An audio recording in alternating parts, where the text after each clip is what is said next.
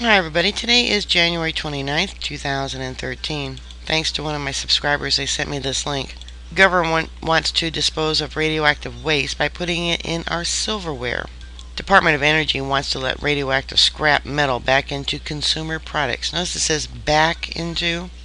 The overwhelming scientific consensus is that any amount of radiation, no matter how small, can cause cancer and other serious health effects. It alters your DNA, which is really bad for children. Children are more susceptible than adults. Current safety standards are based on the ridiculous assumption that everyone exposed is a healthy man in his 20s, and that radioactive particles ingested into the body cause no more damage than radiation hitting the outside of the body. In the real world, however, even low doses of radiation can cause cancer. Moreover, small particles of radiation called internal emitters, which get inside the body, are much more dangerous than general exposure to radiation, and they have links to 2 different articles. And radiation affects small children much more than full-grown adults. But the Department of Energy, the agency which is responsible for the design, testing, and production of all U.S. nuclear weapons, promotes nuclear energy as one of its core functions, which has been covering up nuclear accidents for decades, and has used mutant lines of human cells to promote voodoo anti-scientific arguments proposing letting radiation into our silverware. Counterpunch notes, even the deregulation happy Wall Street Journal sounded shocked. The Department of Energy is proposing to allow the sale of tons of scrap metal from government nuclear sites in an attempt to reduce waste that critics say could lead to radiation-tainted belt buckles, surgical implants, and other consumer products. Having failed in the 80s and 90s to free the nuclear bomb factories and national laboratories of millions of tons of their radioactively contaminated scrap and nickel, the DOE is trying again.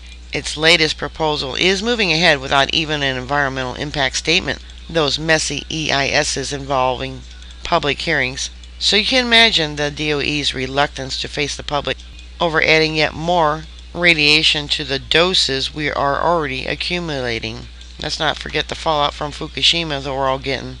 Congressman Markley writes, a Department of Energy proposal to allow up to 14,000 metric tons of its radioactive scrap metal to be recycled into consumer products was called into question today by Representative Ed Markley of Massachusetts due to concerns over public health. In a letter sent to DOE head Stephen Chung, Representative Markley expressed grave concerns over the potential for these metals to become jewelry, cutlery, or other consumer products that could exceed healthy doses of radiation without any knowledge by the consumer. DOD made the proposal to rescind its earlier moratorium on radioactive scrap metal recycling in December 2012. The proposal follows an incident from 2012 involving Bed Bath & Beyond stores in America recalling tissue holders made in India that were contaminated with the radioactive isotope cobalt-60. Those products were shipped to 200 stores in 20 states. In response to that incident, the Nuclear Regulatory Commission spokesperson advised members of the public to return the products even though the amount of contamination was not considered to be a health risk. There was also a recall of dog dish bowls that were made in China or Japan, I don't remember, but those were also recalled too about the same time. This is not the first time this has happened. As the Progressive reported in 1998, radioactive scrap metal was ending up in everything from silverware to frying pans and belt buckles. The Department of Energy has a problem. What to do with millions of tons of radioactive material? So the DOE has come up with an ingenious plan to dispose of its troublesome tons of nickel, copper, steel, and aluminum. It wants to let scrap companies collect the metal, try to take the radiation out, and sell the metal to foundries, which would in turn sell it to manufacturers who could use it for everyday household products. Pots, pans, forks, spoons, and even your eyeglasses. You may not know this, but the government already permits some companies under special licenses to buy, reprocess, and sell radioactive metal. 7,500 tons in 1996 by one industry estimate. But the amount of this reprocessing could increase dramatically if the DOE, the Nuclear Regulatory Commission, NRC, and the burgeoning radioactive metal processing industry get their way. They are pressing for a new lax standard. that would do away with special permits and allow companies to buy and resell millions of tons of low-level radioactive metal. I have an idea. They can make it into cars. Cars take tons of metal, don't they? And only sell them to government officials, people who make up these laws and rulings, DOE, NRC, etc. And they'd be specially built cars of recycled radioactive material just for them. The standard the companies seek to cause nearly 100,000 cancer fatalities in the United States by the NRC's own estimates. A couple of years later, Congressman Markley successfully banned most radioactive scrap, but now DOE is trying to bring it back. Radioactive scrap is a global problem, as Bloomberg reported last year. The major risk we face in our industry is radiation, said Paul DeBruin, radiation safety chief for Gewantal Stainless Processing, one of the world's biggest stainless steel scrapyards. You can talk about security all you want, but I've found weapons-grade uranium in scrap. Where was the security? More than 120 shipments of contaminated goods, including cutlery, buckles, and work tools, such as hammers and screwdrivers, were denied U.S. entry between 2003 and 2008, after Customs and the Department of Homeland Security boosted radiation monitoring at its borders. Makes you wonder how much of it actually comes through. I'm sure what they found, it was only a tip of the iceberg. The department declined to provide updated figures or comment on how the metal tissue boxes at Bed Bath & Beyond, tainted with cobalt-60, used in medical instruments to diagnose and treat cancer, evaded detection. And like I said, the dog dishes, the metal dog bowls that also seem to have been missed.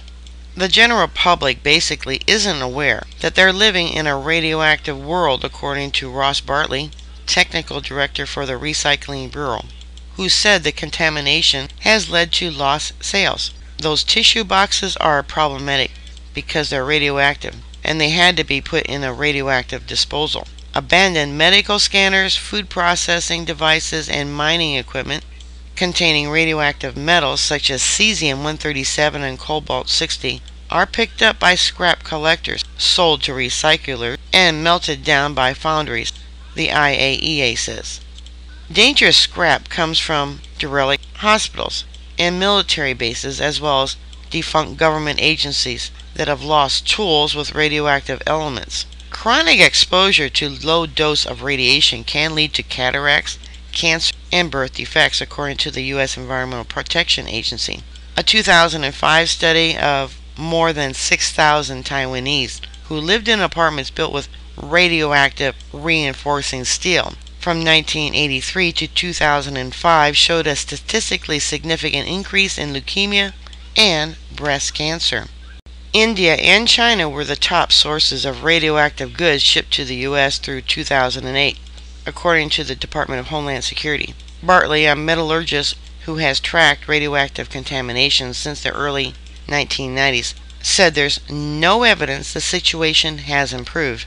2 years after an Indian scrap metal worker died from radiation exposure, the world's second most populous country hasn't installed alarms, the Ministry of Shipping said in December.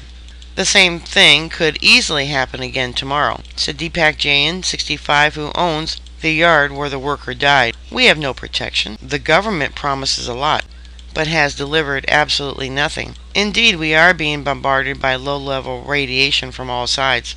Above-ground nuclear tests created background levels of radioactive cesium and iodine. For the first time, there's a link. Countries dump everything from radiation from nuclear meltdowns to radioactive submarines in the ocean. There's a place, I believe it's in the Black Sea, that Russia has done that extensively. There's also an area by the Canary Islands that has been done. And in the air. In Japan, radioactive crops are being mixed into non-radiated foods. They also do that with milk in Russia because of Chernobyl. The U.S. apparently signed a pact with Japan, agreeing that the U.S. will continue buying seafood from Japan, despite that the food is not being tested for radioactive materials. Previous testing showed it was not healthy to eat any of the seafood coming from Japan. Much of our food is now intentionally radiated. The government has even treated some people as guinea pigs. What can we do? Counterpunch notes. You can tell the DOE to continue to keep its radioactive metal out of the commercial metal supply. Comments and our personal items. You can demand a full environmental impact statement. And the comment deadline is February 9th, 2013. And they give a government email address. It says scrap _ capital PEA comments at hq.doe.gov. And they give a snail mail address too. And it'll probably all end up in their recycled bin, everything you send. They don't care what we say. They thumb their noses at the citizens of the world. Alright, bookmark my site. I'll keep everyone up to date. Please stay safe, be aware, and I'll talk to you later. God bless y'all. Bye.